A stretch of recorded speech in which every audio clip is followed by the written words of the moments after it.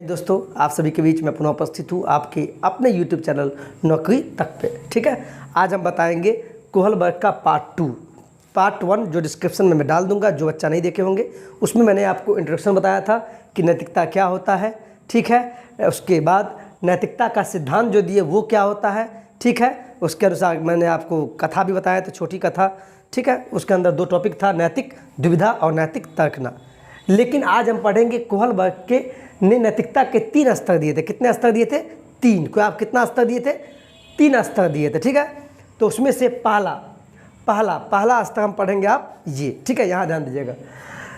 तो उनमें से पहला स्तर दिया था प्राक रूढ़िगत नैतिकता का स्तर, जिसको इंग्लिश में बोलता है। कभी कभी इंग्लिश भी पढ़िएगा, क्योंकि इंग्लिश में नाम चेंज नहीं होता है लेकिन हिंदी का कई नाम हो जाता है। ठीक है, तो पहला स्तर क्या है? कोहलबर्ग ने नैतिकता के 3 स्तर दिए थे, उसमें पहला ये है जिसको बोलते हैं प्राक रूढ़िगत नैतिकता का स्तर। इंग्लिश में बोलते हैं प्री कन्वेंशनल स्टेज। ठीक है, और यहाँ इसका उम्र होता है बच्चे का 4 से लेकर 10 साल तक के बच्चे में। आपसे कोई पूछेगा सर 0 से क्या 4 तक नहीं हो सकता है, तो आप बोलेंगे नहीं। क्यों? क्योंकि ये बताइए जन्म से लेके 4 साल तक का बच्चा में क्या नैतिकता आएगा? उसमें कोहलबर्ग के अनुसार क्या नैतिकता पढ़ा है, और जन्म से लेके 4 साल के बच्चे में नैतिकता तो समझ ही नहीं है। नैतिकता का मतलब क्या? सही और गलत तो समझ ही नहीं होता है। तो कोई नैतिकता का जब भी बात आएगा तो 4 साल से स्टार्ट होगा और 10 साल, पहला स्तर 4 से लेके 10 साल तक। इसमें देखिए इन्होंने क्या कहा, ये जो अवस्था होता है प्राक रूढ़िगत नैतिकता का स्तर, इसमें क्या होता है? इस अवस्था में नैतिकता क्या होता है? नैतिकता, ये जो नैतिकता है, नैतिकता का मतलब सही और गलत का पहचान करना। बच्चे में क्या होता है? शून्य होता है, यानी बच्चे में क्या होता है? न के बराबर होता है। इस अवस्था में क्या? नैतिकता, यानी बच्चों को सही या गलत के बारे में कुछ पता नहीं होता है। ठीक है, ये जो अवस्था है 4 से 10 साल तक, इसमें बच्चे का जो नैतिकता होता है उसमें क्या? न के बराबर नैतिकता होता है, यानी सही और गलत का पता नहीं लगा सकता है। इसी अवस्था में नैतिक तर्कना मैंने पिछले वीडियो में पढ़ाया था। नैतिक तर्कना दूसरे लोगों के मानके के अनुसार होती है, यानी बच्चा कुछ भी करेगा। नैतिक यानी क्या? दूसरे लोगों से सीखेगा तभी बताएगा। नैतिक तर्कना का मतलब ये हुआ सही या गलत। सही क्या है, गलत क्या है, इसका तो उसको पता नहीं है। कौन सही है कौन गलत है, ये कुछ भी चुन लेगा। उसको जो सही लगेगा वो हमको गलत लगेगा, जो हमको गलत लगेगा उसको सही लगेगा। इसीलिए उस बच्चे में क्या होता है? नैतिक तर्कना दूसरे लोगों से सीखता है। ठीक है, क्योंकि नैतिकता तो उसमें होता ही नहीं है इस अवस्था में, 4 से लेके 10 साल में। ठीक है, आपसे कोई पूछ देगा कि प्राक रूढ़िगत नैतिकता का स्तर, इसमें क्या होता है? बच्चे के पास नैतिकता न के बराबर होता है। अब इसके भी 2 अवस्थाएं हैं, इसके अंदर इसके 2 अवस्थाएं हैं। पहला जिसको बोलते हैं दंड एवं आज्ञा पालन का उन्मुक्ता। ठीक है, और दूसरा अवस्था इसी के अंदर हो गया साधनात्मक सापेक्षता तथा उन्मुक्ता, जिसको इंग्लिश में बोलते हैं इंस्ट्रूमेंटल रिलेटिविस्ट इंडिविजुअलिज्म। यानी इसके अंदर 2 अवस्था है। ठीक है, और एक चीज़ क्वेश्चन लिख लीजिए आप, कोई आपसे पूछेगा कोहलबर्ग ने कितने स्तर दिए, तो आप बोलेंगे 3 कोहलबर्ग के अनुसार। नोट कर लीजिए कहीं पे। लेकिन आपसे कोई बोलेगा कोहलबर्ग के अनुसार कितने अवस्था होती है, अवस्था जब बोलेगा तो आप लिखेंगे 6 अवस्था है। याद रखिएगा, जब कोहलबर्ग के अनुसार जब स्तर बोलेगा, इन्होंने नैतिकता के कितने स्तर दिए, स्तर बोलेगा तो 3। अब वही पूछेगा कोहलबर्ग ने नैतिकता के कितने अवस्था दिए, तो अवस्था बोलेगा तो 6 मानना है। ठीक है, 6। इसको नोट बना के लिख लीजिए, नोट बना के। ठीक है, लेकिन जब जिन प्याजे का बात आवे, आपसे पूछेगा जिन प्याजे ने कितने अवस्था दिए संज्ञानात्मक का, तो क्या बोलिएगा? 4 अवस्था दिए। लेकिन जब कोहलबर्ग का नाम आएगा कितने अवस्था दिए, तो 6 अवस्था दिए। स्तर कितना दिए नैतिकता के कोहलबर्ग, तो 3 आएगा। इसको हम जान से बोले, इससे आपको दिमाग में आएगा। ठीक है, नोट कीजिए आप। ठीक है, अब जो टॉपिक बताए थे प्राक रूढ़िगत वाला, उसी का दो अवस्था है। ठीक है, जो बताए थे आपको उसको हम एक्सप्लेन करते हैं। ठीक है, व्याख्या करते हैं। एक दंड एवं आज्ञा पालन उन्मुक्ता। ठीक है, टोटल पहले ये जान लीजिए, इससे आपको रिवाइज होगा। कोई पूछेगा कोहलबर्ग साहब ने नैतिकता के कितने, यहाँ लिख देते हैं यहाँ पे, कितने स्तर दिए, तो आप बोलेंगे 3। कोहलबर्ग ने नैतिकता के टोटल अवस्था कितने दिए, तो 6 अवस्था, याद रखिएगा, साइड में लिख दिए हैं। टोटल अवस्था 6, स्तर 3, इसको आपको याद करना है, ठीक है। अब आते हैं, पहला अवस्था का ये 2 भाग है, इसमें दंड एवं आज्ञा पालन का अनुमुक्ता। इसमें क्या होता है, इसमें बच्चे की नैतिकता जो है, नैतिकता क्या होता है, सजा और आज्ञा पालन पे आधारित है। जब हिंज ने चोरी की तो बच्चे ने सोचा कि अगर वह चोरी की तो उसे सजा मिलेगी। इसका मतलब ये हुआ दंड एवं आज्ञा पालन उन्मुक्ता है। इस अवस्था में क्या होता है, अवस्था क्या है, 4 से लेकर 10 साल तक के बच्चे का पाला। इस अवस्था में क्या होता है, बच्चा जो है मतलब नैतिकता का पाठ कम होता है तो डरता है। जैसे आपके घर में कोई मेहमान आया तो बच्चे को देखिएगा, 4 साल से लेकर 10 साल तक का बच्चा, जब आपके घर में कोई मेहमान आता है तो देखिएगा बच्चा प्रणाम करता है, प्रणाम, आदाब या कुछ भी जो जिस भाषा में बोले। तो क्यों ऐसा करता है, चूँकि बच्चे को सिखाया भी जाता है और साथ में बच्चा को क्या लगता है, डर लगता है कि अगर ऐसा नहीं बोलेंगे तो पापा हमें पीटेंगे, है ना, पापा मुझे पीटेंगे। तो इस डर के कारण, इस सज़ा ना मिले, पापा उसको सज़ा नहीं दे, इसी डर के कारण क्या करता है, वो आज्ञा का पालन करता है। चूँकि इस अवस्था में क्या होता है, बच्चा में नैतिकता क्या होता है, थोड़ा कम होता है, समझ कम होता है। तो पापा के डर से क्या किया, वो आज्ञा का पालन किया, क्योंकि पापा दंड दे देंगे। तो वही यहाँ ये बात कहा गया, ठीक है। अब इसमें देखिए क्या होता है, साधनात्मक सापेक्षता तथा उन्मुक्ता, ठीक है। इस अवस्था में क्या होता है, जैसे को तैसे भी कहा जाता है, जैसे को तैसे वाला अवस्था कहा जाता है। क्यों, इसमें क्या होता है, बच्चा ये सोचता है, जैसे मान लीजिए किसी बच्चे ने दूसरे बच्चे का ये पेन है या पेंसिल, मान लीजिए पेंसिल को तोड़ दिया, तो जिस बच्चे का पेंसिल तोड़ दिया तो वो बच्चा क्या बदमाश होता है, बचपना है उसमें, वो बच्चा क्या करेगा, उसका पेन लेगा, पेन लिया और उसका पेन तोड़ दिया। यानी जैसे को तैसा, उसने पेंसिल तोड़ा तो उस बच्चे ने उसका पेन तोड़ दिया। चूँकि नैतिकता समझ कम होता है तो इस अवस्था में क्या होता है, साधनात्मक सापेक्षता उन्मुक्ता में क्या होता है, जैसे को तैसा वाला बिहेव हो जाता है, ठीक है, नोट कीजिएगा। अब अगले टॉपिक पे चलते हैं, ठीक है। अब आते हैं दूसरा स्तर पे। कोहल वर्ग के अनुसार जो नैतिकता के 3 स्तर थे उसमें से दूसरा स्तर पे आते हैं, ठीक है। दूसरा स्तर क्या है, रूढ़िगत नैतिकता का स्तर, जिसको कन्वेंशनल स्टेज भी कहते हैं। ये जो स्तर है इसमें इसका उम्र क्या होता है, 10 साल से लेके 13 साल तक के बच्चे का, ठीक है, उसमें नैतिकता चेक किया जाता है। अब जो रूढ़िगत नैतिकता का स्तर है इसमें क्या है, इस अवस्था में बच्चा जो है दूसरे लोगों के मानकों को अपने अंदर समावेशित कर लेता है तथा उसी के अनुसार सही और गलत, नैतिकता का मतलब क्या, सही और गलत का पहचान करना, सही और गलत का निर्णय करता है। यानी क्या, दूसरे लोगों के अनुसार, दूसरा लोग उसको जो सिखाएगा, समाज में जो सिखाएगा उसी के अनुसार वो सही गलत का पहचान करता है, ठीक है। रूढ़िगत नैतिकता का स्तर, चूँकि बच्चे का उम्र भी 10 से ऊपर चला जाता है तो नैतिकता थोड़ा बहुत चला आता है, लेकिन वह नैतिकता का पाठ यानी सही और गलत का जो पाठ सीखेगा या उसका निर्णय करना सीखेगा, वह दूसरे लोगों के मानकों के आधार पर दूसरा लोग सिखाएगा या दूसरे लोग जैसा करते हैं वैसा ही सही गलत का वो बुद्धि सीखेगा, ठीक है, यानी समाज से सीखेगा।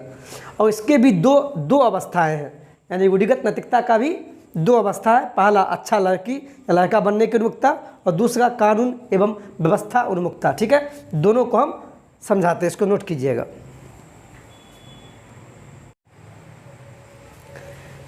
ठीक है। अब आते हैं उसी के जो बताया, अच्छा लड़का और लड़की बनने की उन्मुक्ता। इसमें मैंने ऐसा इसलिए नहीं लिखा है क्योंकि आप भी जानते हैं जब भी आप 10 से 13 साल के बच्चे होंगे, 10 से लेकर और 13 साल तक का बच्चा, उसमें क्या होता है, जब भी क्लास में पढ़ेगा उसको लगेगा हम अच्छे नंबर लाएंगे तो हम क्लास में अच्छा कहलाएंगे, होता है ना, कि हम फर्स्ट लाएंगे तो मेरे पिताजी बोलेंगे अच्छा बच्चा है, ठीक है। कम नंबर लाएंगे तो बोलेंगे नहीं पढ़ता है, गंदा बच्चा है। तो और ये भी होता है क्लास में, देखिएगा जब हम लोग भी बच्चे थे तो क्या होता, नहीं टीचर के नज़र में अच्छा बनने की कोशिश करते थे, बचपन में ऐसा होता है, और लीडर बनने की कोशिश करते थे कि अच्छा नंबर लाएंगे तो क्लास का लीडर कहलाएंगे, ठीक है। तो अच्छा लड़का और लड़की बनने की उन्मुक्ता उसमें आती है, ऐसा करेंगे तो अच्छा कहलाएंगे, ठीक है। ये बहुत ही सिंपल है, ठीक है। और उसी में दूसरा टॉपिक है कानून एवं व्यवस्था उन्मुक्ता। इस अवस्था में क्या होता है, इसमें बच्चा कानून तथा सामाजिक व्यवस्था को बनाए रखने के लिए भावना विकसित करता है, क्योंकि उसके पापा का एक्सीडेंट हो गया था रेड लाइट पार करते हुए, इसीलिए वो ऐसा नहीं करेगा। इसका सिंपल सा मतलब समझिए क्या होता है, कानून एवं व्यवस्था उन्मुक्ता। इसमें क्या होता है, ये जो अवस्थाएं हैं बच्चा, इसमें क्या होता है कि क्या हुआ, किसी के पापा एक्सीडेंट कर गए। मान लीजिए किसी के पापा है जो रेड लाइट को होता है ना, रोड पे रेड लाइट लगा होता है, उसको मतलब रेड लाइट जल गया, उसके पापा का एक्सीडेंट हो गया, मतलब रेड लाइट जल गया, उसके पापा क्रॉस कर गए, तो क्या हुआ, उसके पापा का एक्सीडेंट हो गया। तो बच्चे के दिमाग में ये गया, नहीं उनके पापा गलत किए हैं, उनके पापा को रेड लाइट नहीं क्रॉस करना चाहिए था। बच्चे का ऐसा दिमाग में आया, क्यों, चूँकि रेड लाइट पार किए थे इसीलिए पापा का एक्सीडेंट हो गया। तो इससे ये सीख मिला कि हमको रेड लाइट पार नहीं करना चाहिए। इस अवस्था में ऐसा बचपन में ऐसा बच्चे को लगता है कि नहीं, कानून का पालन करना चाहिए। क्योंकि 10 से 13 साल का बच्चा है तो उसमें क्या लगता है बच्चे को, नहीं, कानून और सामाजिक जो नियम है उसको पालन करना चाहिए। ठीक है, इस अवस्था में ऐसा बच्चे को होता है। ठीक है, नोट कीजिएगा।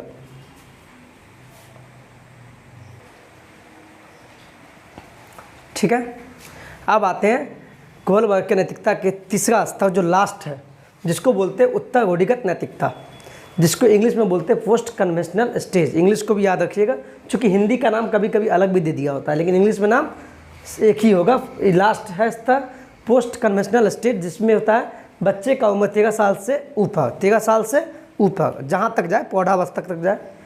इस अवस्था में क्या होता है, इसमें डिसीजन खुद से लिए जाते हैं। इससे पहले वाले स्तर जो था उसमें क्या था, उसमें ये था नहीं, जो समाज या कानून बना हुआ है। मान लीजिए उसके पापा का एक्सीडेंट हुआ, इसके पहले वाले स्तर में जब बच्चा 10 से लेकर 13 साल तक था, 10 से लेकर 13 साल तक में बच्चा क्या सोचा कि मेरे पापा का एक्सीडेंट हो गया, क्यों, चूँकि वो रेड लाइट क्रॉस की इसलिए डेथ हो गया, चूँकि वो उन्होंने नियम का पालन नहीं किया, उनके माइंड में ये गया, इसीलिए बच्चा सोचा नहीं, जब भी रेड लाइट जलेगा तो हम रेड लाइट को क्रॉस नहीं करेंगे, उसके दिमाग में था। लेकिन जब इस अवस्था में आता है 13 साल या इससे ऊपर, यानी इस अवस्था में उत्तर रूढ़िगत नैतिकता अवस्था में जब आता है, तो इसमें बच्चा क्या सोचता, नहीं, अगर मान लीजिए कोई रेड लाइट क्रॉस कर रहा, उसको बचाना चाहिए मुझे, नहीं तो वो एक्सीडेंट कर जाएगा। ठीक है, कहने का मतलब ये हुआ, इसको पहले समझिए, इसमें डिसीजन खुद से लिए जाते हैं, न कि समाज के जरिए कि क्या सही है और क्या गलत है। यानी इस उम्र में क्या होता है, 13 साल के बच्चे में या इससे ऊपर का उम्र जो भी बच्चा होगा, 14, 15, 16 जहाँ तक, इसमें खुद समझ होता है, उसको जो सही लगेगा वही सही मानता है। क्योंकि बच्चा अब जवान हो चुका है तो उसको ये लगता है कि नहीं, ये सही है तो सही है, गलत हो तो गई है, गलत है, यानी डिसीजन खुद लेना चालू कर देता है। 13 साल में क्या होता है, बच्चा अपना डिसीजन खुद लेता है। समाज के बनाए नियम को तो पालन करना चाहिए, लेकिन बच्चा सोचता नहीं, जो हम सही हैं वही सही है। तो यानी समाज के जरिए नहीं चलता है, वो सही गलत का पहचान, यानी डिसीजन खुद लेता है, डिसीजन खुद लेता है। ठीक है, अब इसमें भी दो अवस्था हैं, पहला सामाजिक अनुबंध उन्मुखता और दूसरा सार्वभौमिक नैतिक सिद्धांत उन्मुखता। इस दोनों को अब हम देखते हैं। ठीक है, नोट कीजिए।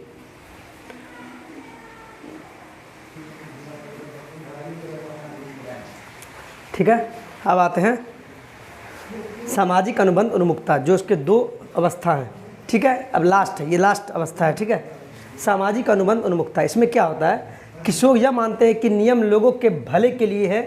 अगर किसी नियम से नियम की बात हो रही है, अगर किसी नियम से किसी का नुकसान होता है तो ऐसे नियम को तोड़ देना चाहिए। कहने का मतलब ये हुआ, अगर एक एग्जाम्पल दिए थे हम, उसके पापा का एक्सीडेंट हो जाता है, क्योंकि उसके पापा क्या करते हैं, रेड लाइट को क्रॉस करते हैं तो उसकी जान चली जाती है। तो वहाँ से समझ ये आता है, अगर रेड लाइट तोड़कर उसके पापा की जान बच सकती है तो उसे तोड़ देना चाहिए। कहने का मतलब ये हुआ, ये जो सामाजिक अनुबंध उन्मुखता है, इसमें ये कहा गया है कि इसमें क्या होता है, किशोर यह मानता है, बच्चा ये मानता है कि अगर किसी के भले के लिए, यानी किसी का जान अगर बच सकता था, यानी उसके पापा का जान अगर बच जाता, नियम को तोड़ देते। कि रेड लाइट को मैं भी जानता हूँ, आप भी जानते हैं, बच्चा भी जानता है कि रेड लाइट को क्रॉस नहीं करना चाहिए, चूँकि रेड लाइट जल रहा है। लेकिन वहाँ पर बच्चा ये सोचता है इस अवस्था में कि अगर किसी का भला है, किसी का जान बच सकता है, यानी किसी का भला हो सकता है, नियम टूट भी जाए उससे कोई मतलब नहीं है, तो ऐसे नियम को तोड़ देना चाहिए। क्योंकि बच्चा इस अवस्था में 13 साल से ऊपर की अवस्था में बच्चा अपना नैतिक दिमाग ये लगाता है कि बचा लेना चाहिए। ठीक है, लेकिन एक अवस्था इसमें ये है, सार्वभौमिक नैतिक सिद्धांत उन्मुखता। इसमें यह कहा गया है कि इसमें क्या होता है, किशोर यानी बच्चा दूसरे के विचारों से नहीं बल्कि अपने खुद के मानकों के अनुसार व्यवहार करता है। इसमें किशोर दूसरों के फायदों के लिए अपनी जान पर भी खेल जाते हैं। कहने का मतलब हुआ, इस अवस्था में बच्चा क्या सोचता है कि नहीं, अगर दूसरे का भला हो सकता है तो भला करना चाहिए। जैसे भगत सिंह क्या अपने लिए आज़ादी लिए क्या? भगत सिंह देश की आज़ादी में उनका भी योगदान था। गांधी जी दूसरे के भले में काम आए क्या? आज़ादी जो मिला हम लोगों को दिलाए, वो तो उनको भी फ़ायदा हुआ, लेकिन देश को ज़्यादा फ़ायदा हुआ। यानी अपना फ़ायदा नहीं देख के दूसरे का फ़ायदा जहाँ पे होता है तो वहाँ भी सभी को नियम तोड़ के आगे चलना चाहिए। ठीक है, इसका एग्जाम्पल ये हुआ। ठीक है, कोहलबर्ग का जो भी मैं नैतिकता का सिद्धांत यहाँ से ये आपको मैंने बताया है ना, क्या मैंने बताया है कि आपसे पूछेगा कोहलबर्ग के अनुसार स्तर कितने हैं तो 3, इसके अनुसार अवस्था कितने हैं तो 6 अवस्था है। 6 अवस्था क्यों? क्योंकि देखिए कोहलबर्ग ने 3 स्तर दिया और प्रत्येक स्तर का दो अवस्था, यानी 3 दूना 6 अवस्था हो गया ना, यानी इसके भी 2 अवस्था, पिछले वाले क्वेश्चन का भी 2 अवस्था, उसके भी 2, का टोटल कितना अवस्था हो गए? 6 अवस्था हो गए। ठीक है, और जिन प्याजे का कितना अवस्था है? 4। कोहलबर्ग का अवस्था कितना? 6। कोहलबर्ग का स्तर कितना है, कितने नैतिकता का स्तर है तो 3 बोलेंगे। ठीक है, क्वेश्चन ऐसी बनता है।